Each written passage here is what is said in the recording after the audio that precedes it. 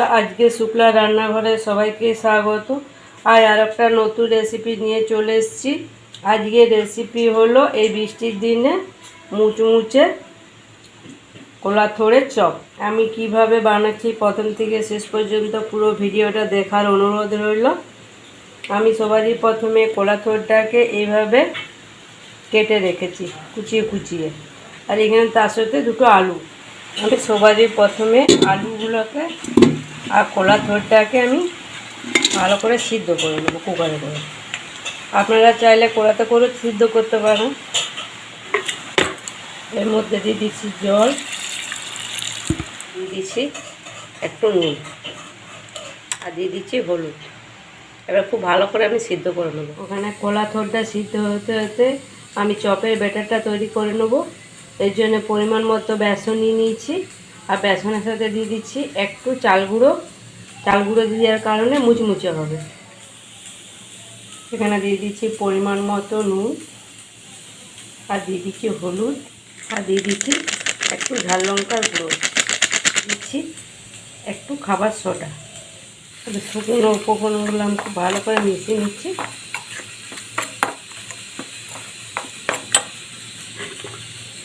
একটু জল দিয়ে ব্যাটারটা তৈরি করে নেব। ব্যাটারটা রেডি হয়ে গেল। আর এরকমভাবে রেখেছি, এবং দাগ কাটলে দাগ কাটা আছে, এইভাবে রাখতে হবে, তবে চপের গায়ে ব্যাটারটা ভালো করে লাগবে। কলা থোড়গুলো সিদ্ধ হয়ে গেছে। এবার আমি একটা বাটির মধ্যে নিয়ে নিচ্ছি, আর এইভাবে সিদ্ধটা করতে হবে ভালো করে সিদ্ধটা। এবারে কলা থোড়ের পুরটা আমি করে নেবো। কড়াই চাপিয়ে দিচ্ছি, এর জন্যে কড়াই গরম হচ্ছে। এবার তেল দিয়ে দিচ্ছি কড়াইয়ের মধ্যে। আমি সরষের তেল দিয়ে করছি, সরষের তেল দিয়ে ভালো হয়। আমার তেলটা গরম হয়ে গেছে। এবার পেঁয়াজগুলো দিয়ে দিচ্ছি। পেঁয়াজটা আমার ভাজা ভাজা একটু হয়ে গেছে।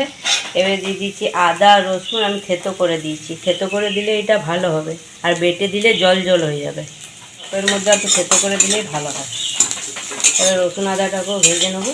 এখানে দিয়ে দিচ্ছি ঝালের জন্য আমি কাঁচা লঙ্কা কুচনো, হলুদ পরিমাণ মতো, আর দিয়ে দিচ্ছি একটু ঝাল লঙ্কার গুঁড়ো। এবার সিদ্ধ করে রাখা দিয়ে দিচ্ছি কলা থোড়টা, আর দিয়ে দিচ্ছি আলুটা। এবার দিয়ে দিচ্ছি পরিমাণ মতো নুন। যেহেতু সিদ্ধ হওয়ার সময় নুন দেওয়া ছিল, সেই মতোই নুনটা দিচ্ছি। এটা নারকেল কুচনো, কি ভেজে রাখা বাদাম। আপনাদের যদি হাতের সামনে নারকেলটা না থাকে, না দিলেও চলবে। আমার হাতের সামনে ছিল বলে আমি দিয়ে দিচ্ছি। এই ভাজা মশলা, এই ভাজা মশলাটা আরও ভালো স্বাদটা এনে দেয়। এখানে ধনে জিরে শুকনো লঙ্কা শুকনো কড়াই ভেজে আমি গুঁড়ো করে নিচ্ছি। এই ভিডিওটা আমি দেখালাম না, অনেক বড় হয়ে যাবে বলে দিচ্ছি একটু কসুরি মেথি। ভালো করে আমি খুব ভালো করে মিশিয়ে নামিয়ে রেখে দেবো। এই আমার কড়াইটুকু ছেড়ে দিচ্ছে। এবারে আমি নামিয়ে দেবো। নামিয়ে আমি ঠান্ডা হতে দেবো। এবারে আমি চপের পুরটা আমার ঠান্ডা হয়ে গেছে, এইভাবে আমি করে নিচ্ছি।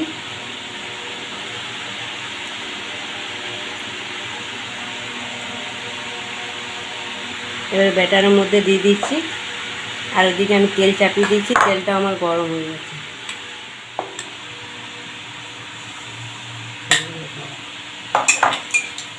আবারও আমি একইভাবে এরকম করে গোল করে নিচ্ছি, আর ভাত দিয়ে একটু চেপটে দিচ্ছি।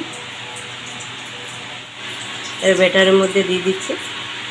এই ব্যাটারটা এইভাবে আমি লাগিয়ে দিচ্ছি, আমি ছেড়ে দিচ্ছি তেলের মধ্যে।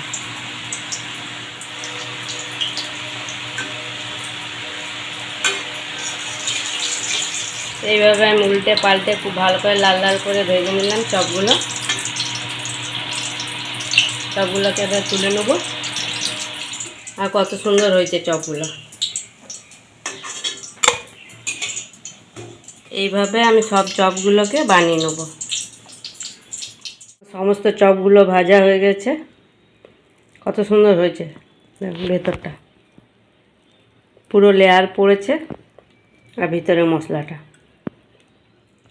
এই বৃষ্টির দিনে আপনারা কলা মোচা চপ বানিয়ে খেতে পারেন। এটা চা কফি সাথেও ভালো লাগবে, কিংবা মুড়ি সাথেও ভালো লাগবে, জল খাবারে কিংবা সন্ধ্যের সময় মুড়ি সাথেও ভালো লাগবে। আজকের এই কলা মোচার চপের রেসিপিটা আপনাদের কেমন লাগলো অবশ্যই জানাবেন। যদি ভালো লাগে লাইক শেয়ার সাবস্ক্রাইব করবেন আর পাশে থেকে সাপোর্ট করবেন। ধন্যবাদ।